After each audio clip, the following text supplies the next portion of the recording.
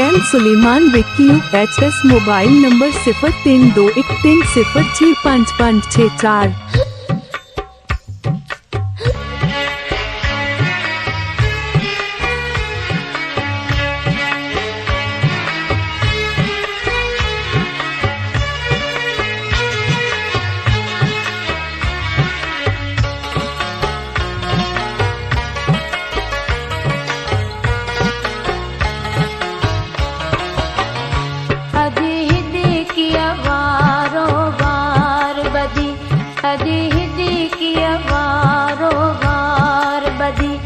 शायद सजण मुझी सार लधी इन दिल जी धक धक वई अवधी अजी हिड किया वारो गार बधी अजी हिड किया वारो गार बधी शायद सजण मुझी सार लधी इन दिल जी धक धक वई अवधी अजी हिड किया अजे हिदे किया वारो वार बदी।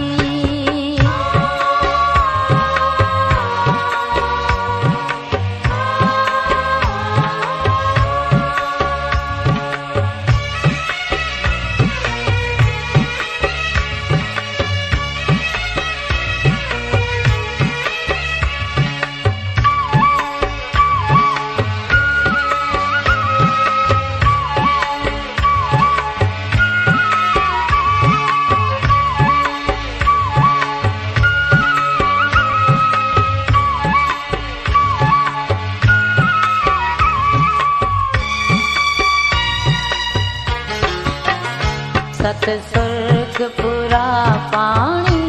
जपितम। एडिटर एम सुलेमान विक्यू HS। सतसुर्ग पुरा पानी जपितम पर हिद की अनाथी कौन खत्म मुँह सोचो घटे जी पर वे तरद वने थी पई वधंदी अजे हिद किया वारो वार बदी अजे हिद किया वारो वार बदी शायद सजण मुझी सार लधी इन दिल जी धक धक वई अवधी अजे हिद किया वारो वार बदी अजे हिद किया वारो वार बदी।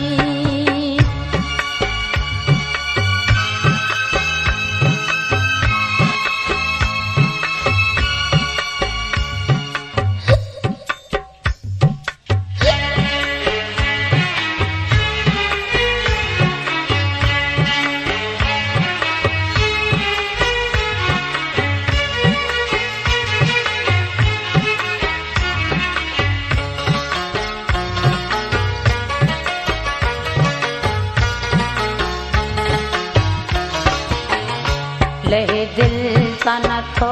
अजना हुन जो।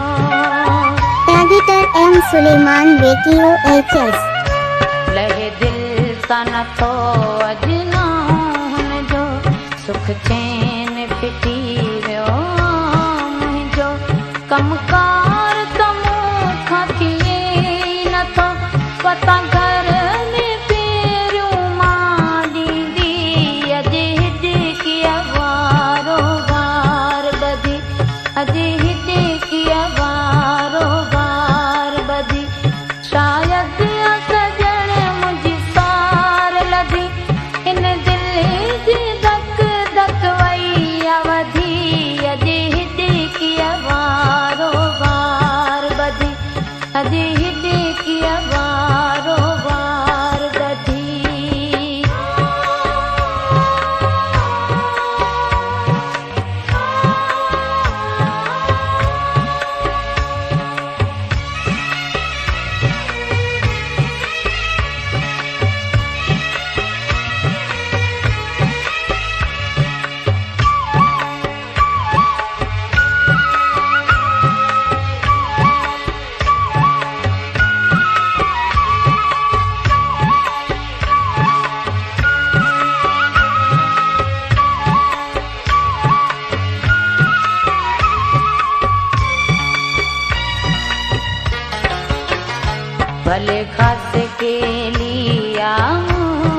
परी भले खस के लिया मूंखां परे पर याद ज़मा पियो ज़रूर करे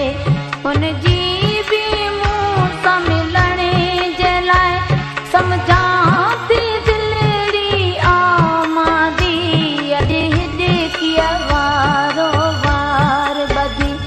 अॼु हिॾकिया वारो वार ॿधी शायदि सजण मुंहिंजी सार लधी हिन दिल जी धक धक वई आ वधी अॼु हिॾकिया वारो वार ॿधी अॼु हिॾकिया वारो वार ॿधी अॼु हिॾकिया वार